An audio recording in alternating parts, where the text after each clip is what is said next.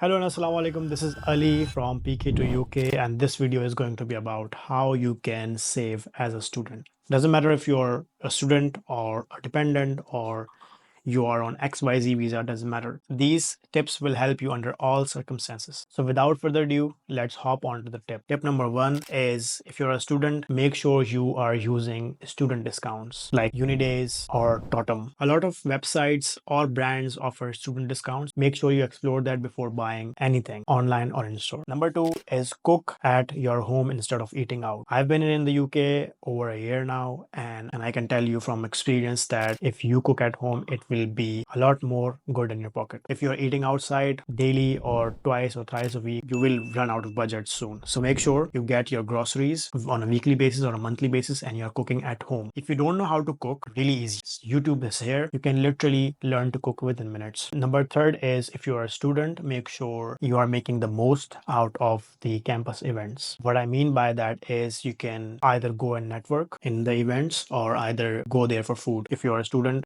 you don't have to be ashamed of just going there for food, because trust me on this, food will take a lot of your budget here in the UK. So number four is buy everything you can secondhand on the website. So there are websites like Facebook Marketplace, Vinted, Gumtree. A lot of the websites offer secondhand items. So let's say if you want to buy a laptop for your university, don't go to the Apple and spend thousands into 2,000, 3,000 pounds right away. So you can literally get secondhand. Make sure you do the research, make sure you know what you are buying, and make sure the entire deal is encrypted. For example, if you want to buy something from Facebook Marketplace, so you should know that that is not encrypted, right? So make sure the deal is upfront, make sure the deal is in a public area so that you're not nicked, and which is really common in the UK, especially in London. So by following these things, you can literally get your electronics, microwave, make expensive things in really cheap price. For example, when we were moving out from sharing accommodation to our private flat, we were looking for microwave, and I made a mistake and just went there and bought a new one, which was like 40 pounds. But then on Facebook Marketplace, my wife was looking and she found a lot of people were just throwing it away. I mean, they were either moving to a flat in which microwave was already present or something like that, and they were like, you can get it for free. So make sure you check on Facebook Marketplace whenever you want to buy something, because people are literally giving things away for free. Point number five has been the most important for me as a person. If you haven't tried it, when I used to go to grocery shopping empty stomach, I would literally buy anything I would see, because I would imagine that, oh, I can eat it breakfast, I can have this in lunch, I can, because when you're hungry, you see everything and you want to buy everything. So just try it out one time, and if it works, you can continue doing it. Whenever you plan to go to grocery shopping, make sure you don't go there empty stomach. Make sure you are either going after dinner, either going after lunch. So the way human psychology works is when you are already full, you don't have any appetite to imagine things in your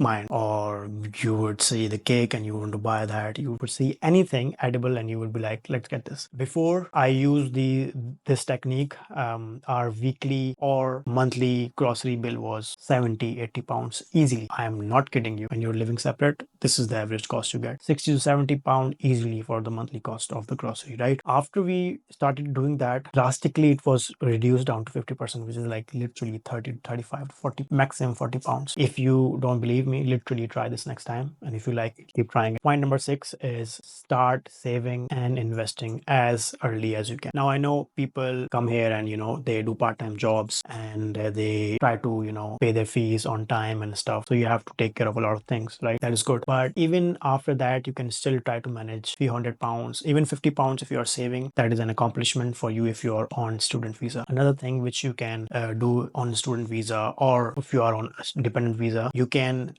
use your skill set to earn more money. So if you're not able to make your ends meet, make sure, if you have a passion in photography, if you love to create videos, anything, if you're passionate about, just start doing here for free and give service to the people free, and once they start liking your service, they will start paying for it. So life is a lot easier in the UK when you have multiple income sources. So make sure you do that. And if you're not able to land a job here in the UK, I have already uploaded another video in which I've explained how I landed my first white collar job here in the UK. I have explained all the tips and tricks you need to secure your first white collar job here in the UK. So make sure you give it a watch. Another thing, because we as Pakistani people, I'm not sure about India or Sri Lanka or whatever, we as middle class people tend to buy things that we can't afford, right? And since here in the UK there are a lot of payment options a lot of installment plans. You can literally buy anything. But I would say wait for a while. If you have money, save it, invest it somewhere. For example, if you're passionate about photography, passionate about videography, right? And if you're saving £100 a month, so instead of paying £70 for an iPhone to own an iPhone, which you can't afford literally, right? Instead of that, try save that money and buy a camera for yourself, and then start giving the photography service to businesses, to events for free. And then once they start liking your service, start paying you. So another thing which I would advise you as a brotherly advice, don't